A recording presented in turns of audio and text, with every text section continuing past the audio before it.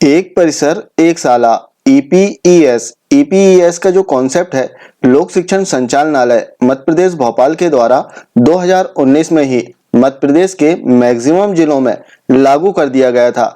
वहीं कुछ जिलों को इसमें छोड़ा गया था।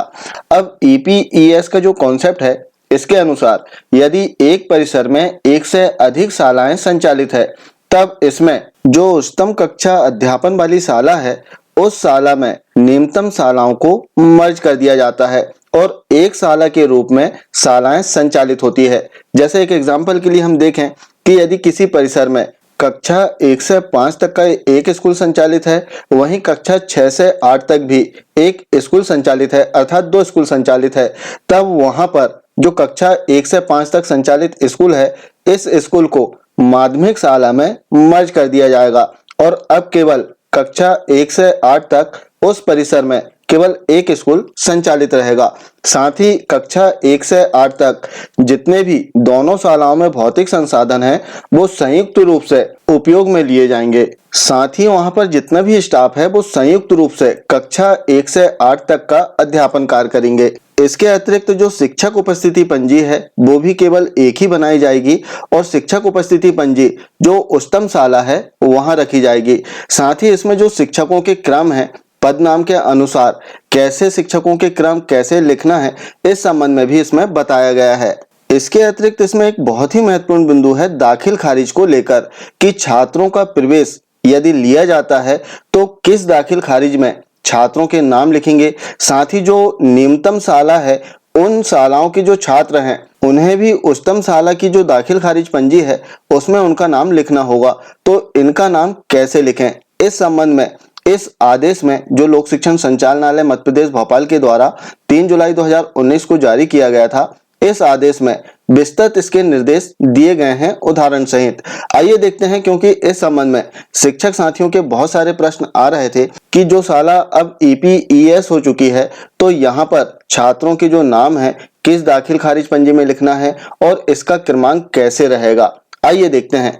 जैसे इसमें हम देखें तो एकीकृत शाला जो ईपीईएस शाला है इसके विभिन्न प्रकार के एग्जाम्पल दिए हैं। जैसे यहाँ पर हम देखते हैं ईपीईएस 1 से 12 तक, अर्थात यहाँ पर प्राथमिक माध्यमिक शाला पूर्व से एक परिसर में संचालित थे अलग अलग। साथ ही हायर सेकेंडरी स्कूल भी यहाँ पर संचालित था, अर्थात 9 से 12 तक। अब जो प्राथमिक और माध्यमिक शाला है दोनों ही शाला कक्षा 9 से 12 जो हायर सेकेंडरी स्कूल है इसमें मर्ज हो जाएगी और शालाएं 1 से 12 तक संचालित होंगी। और इस शाला का जो डाइस कोड है अर्थात जो हायर सेकेंडरी स्कूल का डाइस कोड रहेगा वही डाइस कोड अब प्राथमिक और माध्यमिक शाला का भी डाइस कोड हो जाएगा। प्राथमिक और माध्यमिक शाला अलग अलग नहीं रहेगी बल्कि अब संयुक्त रूप से केवल एक ही शाला यहाँ पर संचालित रहेगी जो कि हायर सेकेंडरी स्कूल के नाम से संचालित होगी। अब जो स्कॉलर रजिस्टर है जो दाखिल खारिज पंजी है इसमें हमें छात्रों के नाम लिखना रहता है और यहाँ पर जो प्राथमिक शाला के छात्र हैं या फिर माध्यमिक शाला के छात्र हैं यदि वे उत्तीर्ण हो जाते हैं तब उन्हें जो हायर सेकेंडरी स्कूल की दाखिल खारिज पंजी है इसमें उनका नाम ऐड करना होगा। तो उनका नाम कैसे ऐड करें, उनको कौन सा दाखिल खारिज क्रमांक दें, इसका एक एग्जाम्पल इसमें दिया गया है। साथ ही इसमें विभिन्न प्रकार की ईपीएस शालाओं के एग्जाम्पल दिए गए हैं। जैसे प्राथमिक माध्यमिक स्तर का जो है इसका एग्जाम्पल दिया गया है, 1 से 10 तक की शालाओं का एग्जाम्पल दिया गया है, 6 से 12 तक की शालाओं का एग्जाम्पल दिया गया है। तो आप सभी उदाहरणों को देख सकते हैं। हम देखते हैं यहाँ पर जो कि 1 से 12 तक कोई ईपीईएस शाला है तो इसमें छात्रों के नाम जो हैं वो किस क्रमांक में लिखना है, दाखिल खारिज में क्या रिमार्क में अंकित करना है। जैसे उदाहरण हम देखें तो इसमें सबसे पहले बताया गया कि एकीकृत शाला में हायर सेकेंडरी स्तर की स्कॉलर पंजी को आगे के नंबरों में नवीन प्रवेश दिया जाए, अर्थात जो भी नवीन प्रवेश आते हैं कक्षा 1 से 11 तक उन सभी छात्रों के जो नंबर है उन्हें नवीन प्रवेश देना है तो आगे के जो नंबर हैं उन्हें दे सकते हैं। अब बात आती है कि कक्षा 1 से 5 तक सत्र 2018-19 अर्थात 2019 में आदेश जारी हुआ था इसलिए इसमें सत्र 18-19 लिखा है।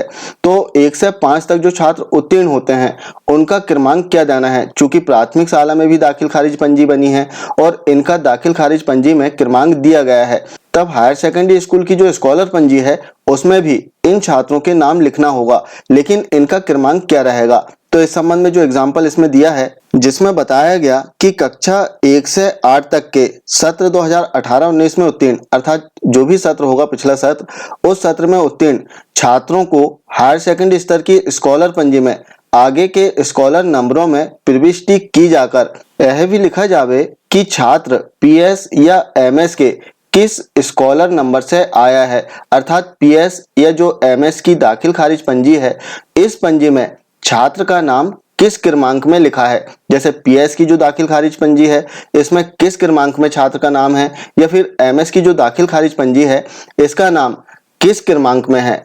जैसे एक एग्जाम्पल इसमें दिया है कि कक्षा 2 का कोई छात्र है जो कि उत्तीर्ण हो गया है और प्राथमिक शाला की जो दाखिल खारिज पंजी है, इस पंजी में इस छात्र का जो नाम है वो स्कॉलर पंजी में सरल क्रमांक 100 पर अंकित है। अब इस छात्र का जो नाम है वो हायर सेकेंडरी की जो दाखिल खारिज पंजी है इसमें लिखना होगा, क्योंकि छात्र यहाँ से उत्तीर्ण हो गया है। अब इसे हायर सेकेंडरी की दाखिल खारिज पंजी में इसका नाम अंकित करना है।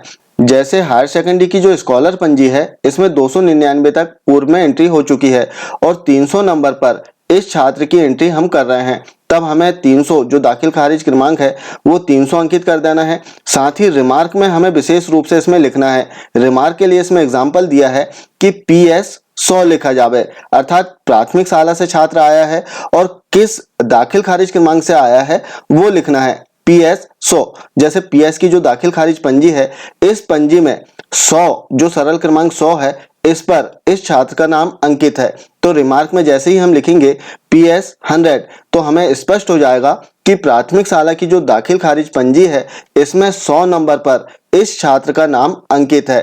अब हमने हायर सेकेंडरी की जो दाखिल खारिज पंजी है, इसमें छात्र का नाम लिख लिया, छात्र का एग्जाम्पल देख लिया कि कैसे लिखना है। इसके अतिरिक्त अब प्राथमिक शाला की जो दाखिल खारिज पंजी है, इसमें भी हमें रिमार्क अंकित करना होगा और रिमार्क अंकित करने के लिए इसमें एग्जाम्पल दिया है कि प्राथमिक स्तर में उक्त छात्र के स्कॉलर पृष्ठ पर अंकित किया जावे कि छात्र को एकीकृत शाला अंतर्गत स्कॉलर क्रमांक EPES 300 पर कक्षा 3 में कक्षा उन्नति की गई है। अर्थात यहाँ से स्पष्ट हो जाएगा प्राथमिक शाला की जो दाखिल खारिज पंजी है उसमें अंकित करना है EPES और डैश करके जिस क्रमांक में हायर सेकेंडरी शाला की जो दाखिल खारिज पंजी है इसमें छात्र का नाम लिखा है, वो क्रमांक हमें इसके आगे लिख देना है। जैसे 300 नंबर पर हमने छात्र का नाम लिखा है तो EPES 300 और इसके आगे लिख देना है कि कक्षा, जिस कक्षा में कक्षा उन्नति दी गई है वो कक्षा का उल्लेख करें और कक्षा उन्नति की गई है, इतना हमें रिमार्क में लिख देना है। प्राथमिक शाला या माध्यमिक शाला की जो दाखिल खारिज पंजी है इसमें विशेष बात है कि हायर सेकेंडरी शाला की या फिर जो भी उच्चतम शाला है उस शाला की दाखिल खारिज पंजी पर जब हम छात्र का नाम लिखेंगे तो इसमें किसी भी प्रकार का परिवर्तन नहीं करना है। जैसे पूर्व में छात्र का जो भी नाम लिखा रहा होगा वही नाम और वही डिटेल इसमें हमें अंकित करना होगा। ये थी EPES शाला से संबंधित एक महत्वपूर्ण जानकारी। आशा है जानकारी आपको अच्छी लगी होगी। मिलते हैं कुछ इसी प्रकार की जानकारी के साथ में अगले वीडियो में। तब तक के लिए जय हिंद।